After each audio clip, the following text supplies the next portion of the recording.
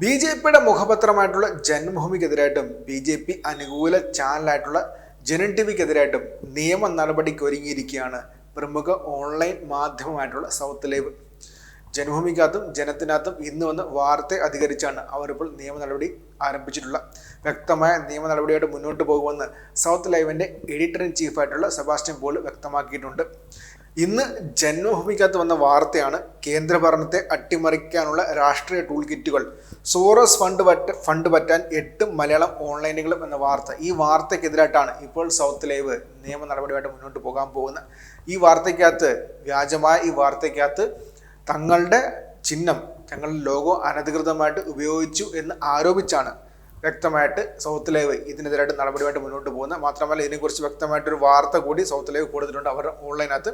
ആ വാർത്ത ഇങ്ങനെയാണ്: ജന്മഭൂമി ഓൺലൈനിലും ജനൻ ടിവിയിലും വന്ന സോറോസ് ഫണ്ട് പറ്റാൻ 8 മലയാളം ഓൺലൈനും എന്ന വ്യാജ വാർത്തയ്ക്കെതിരെയാണ് സൗത്ത് ലൈവ് നിയമ നടപടിയിലേക്ക് കടക്കുന്നതെന്ന് South Live chief editor doctor Sebastian Paul പറഞ്ഞു. കേന്ദ്ര ഭരണത്തെ അട്ടിമറിക്കാനുള്ള രാഷ്ട്രീയ ടൂൾ കിറ്റുകൾ എന്ന പേരിൽ ജനവും ജന്മഭൂമിയും നിർമ്മിച്ചിറക്കിയ വാർത്തയിൽ സൗത്ത് ലൈവിൻ്റെ പേരും ചിഹ്നവും ഉപയോഗിച്ച് അടിസ്ഥാനരഹിതമായ വാർത്ത പ്രചരിപ്പിച്ചതിനെതിരെയാണ് സ്ഥാപനം നിയമ നടപടി ആരംഭിച്ചിരിക്കുന്നതെന്നും chief editor doctor Sebastian Paul വ്യക്തമാക്കുന്നുണ്ട്. രാജ്യാന്തര തലത്തിൽ സർക്കാരുകളെ അട്ടിമറിക്കുന്ന ജോർജ് സോറോസിന് കേരളത്തിലും വേരുണ്ടെന്ന് പറഞ്ഞ് ഡിജിപബ് വഴി സോറോസ് ഫണ്ട് സൗത്ത് ലൈവ് പറ്റുന്നുവെന്ന രീതിയിൽ വ്യാജ വാർത്ത ചമച്ചതിനെതിരായിട്ടാണ് സൗത്ത് ലൈവ് മാനേജ്മെന്റ് നിയമ നടപടിക്ക് ഒരുങ്ങുന്നത്. ഡിജിപബ് ന്യൂസ് ഇന്ത്യ ഫൗണ്ടേഷനിൽ അംഗമായ 8 മലയാളം ഓൺലൈനുകളുടെ പേരെടുത്ത് പറഞ്ഞാണ് സോറോസ് ഫണ്ട് കേരളത്തിലേക്ക് ഒഴുകുന്നതെന്ന് ജന്മഭൂമി സമർത്ഥിക്കുന്നത്.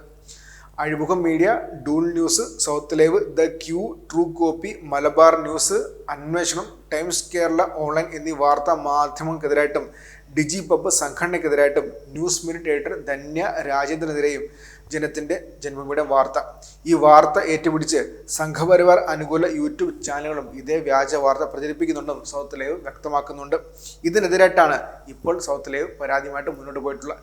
ഇന്ന് രാവിലെയാണ് ജന്മഭൂമിക്കകത്ത് ഈ സോറോസിൻ്റെ വാർത്തയെക്കുറിച്ച് വന്ന് കേന്ദ്ര ഭരണത്തെ അട്ടിമറിക്കാനുള്ള രാഷ്ട്രീയ ടൂൾ കിറ്റുകൾ, സോറോസ് ഫണ്ട് പറ്റാൻ മലയാള ഓൺലൈനുകൾ എന്ന് പറഞ്ഞ വാർത്ത. അതിൽ സൗത്ത് ലൈവിൻ്റെ പേരും ലോഗോയും കൂടി കൊടുത്തിട്ടുണ്ട്. ഇത് ഈ വ്യാജ വാർത്തയാണെന്നും ഇത് സ്ഥാപനത്തെ അപകീർത്തിപ്പെടുത്താനുള്ള വ്യാജ വാർത്തയാണെന്നും അതുകൊണ്ട് ഇതിനെതിരായിട്ട് നിയമ നടപടിയായിട്ട് മുന്നോട്ട് പോകുമെന്നാണ് ഇപ്പോൾ സൗത്ത് ലൈവ് പറഞ്ഞിട്ടുള്ളത്. അവർ ജന്മഭൂമി കൊടുത്ത വാർത്തയ്ക്കകത്ത് പറഞ്ഞ കാര്യം ഇങ്ങനെയായിരുന്നു: ഡിജിപബ് എന്ന് പറഞ്ഞ ഒരു ഓൺലൈൻ മാധ്യമങ്ങളുടെ ഒരു കൂട്ടായ്മയുണ്ട്. അതിൽ സൗത്ത് ലൈവ് മലയാളത്തിലെ 8 ഓൺലൈനുകൾ അംഗമാണ്. ആ ഡിജിപബിന് സോറോസിൻ്റെ ഫണ്ട് ഉണ്ടെന്നും ആ സോറോസിൻ്റെ ഫണ്ട് ഉപയോഗിച്ച് കേന്ദ്ര ഭരണത്തെ അട്ടിമറിക്കാനുള്ള ശ്രമമാണ് നടത്തുന്നതെന്ന് പറഞ്ഞാൽ അവരുടെ വാർത്ത അതിങ്ങനെയാണ്: രാജ്യാന്തര തലത്തിൽ സർക്കാരുകളെ അട്ടിമറിക്കുന്ന ജോർജ് സോറോസിന് കേരളത്തിലും വേരുകൾ. സോറോസിന്റെ ഇന്ത്യയിലെ പ്രതിനിധി ധന്യ രാജേന്ദ്രന്റെ നേതൃത്വത്തിൽ രൂപീകരിച്ച ഡിജിപബ് ന്യൂസ് ഇന്ത്യ ഫൗണ്ടേഷനിൽ 8 മലയാളം ഓൺലൈൻ ന്യൂസ് പോർട്ടലുകളും അഴിമുഖം ഉണ്ടെന്നാണ് പറയുന്നത്. അത് Azhimukham Media, Dool News, South Live, the Cue, True Copy, Malabar News, Anweshanam, പിന്നെ ടൈംസ് കേരള ഓൺലൈൻ എന്നീ പോർട്ടലുകൾക്കാണ് ഡിജിപബ് അംഗത്വമുള്ളതും അവർ പറയുന്നുണ്ട്. 8 മാത്രമല്ല സംഘടനയിൽ സ്ഥാപക അംഗങ്ങളും സാധാ അംഗങ്ങളുമുണ്ട്. മലയാളം പോർട്ടലുകൾക്ക് സാധാ അംഗത്വമേ ഉള്ളൂ. സ്ഥാപക അംഗങ്ങളുടെ 9 അംഗ ബോർഡിനാണ് സംഘടനയുടെ നിയന്ത്രണമെന്ന് പറയുന്നുണ്ട്.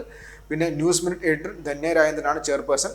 പിന്നെ ന്യൂസ് ലൗണ്ടറിയുടെ അഭിനന്ദൻ സെക്രട്ടറിയാണ് ജനറൽ സെക്രട്ടറി. ദ ക്വിൻ്റെ ഋതു കപൂറും സെക്രട്ടറി ആണെന്ന് എടുത്തു പറയുന്നുണ്ട്. ഇങ്ങനെയാണ് ആ വാർത്ത വന്നിരിക്കുന്നത്.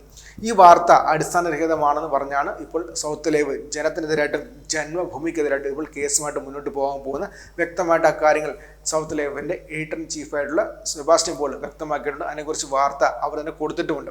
ഡിജിപബ് എന്ന മാധ്യമങ്ങളുടെ കൂട്ടായ്മയിൽ അംഗമായതുകൊണ്ടാണ് ഈ 8 ഓൺലൈനുകൾക്കെതിരായിട്ട് ഇപ്പോൾ ജന്മഭൂമിയിലും ജനത്തിലും വാർത്ത വന്നെന്നും വ്യക്തമായിട്ട് സൗത്ത് ലൈവ് പറയുന്നുണ്ട്.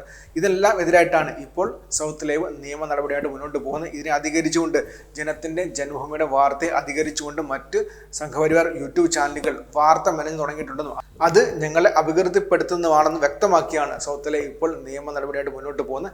വ്യാജ വാർത്ത എന്ന് ആരോപിച്ച് ജനത്തിനും ജന്മഭൂമിക്കെതിരായിട്ട് ഇപ്പോൾ നിയമ നടപടിയായിട്ട് മുന്നോട്ട് പോകാൻ പോവുകയാണ് ഓൺലൈൻ മാധ്യമമായിട്ടുള്ള സൗത്ത് ലൈവ്.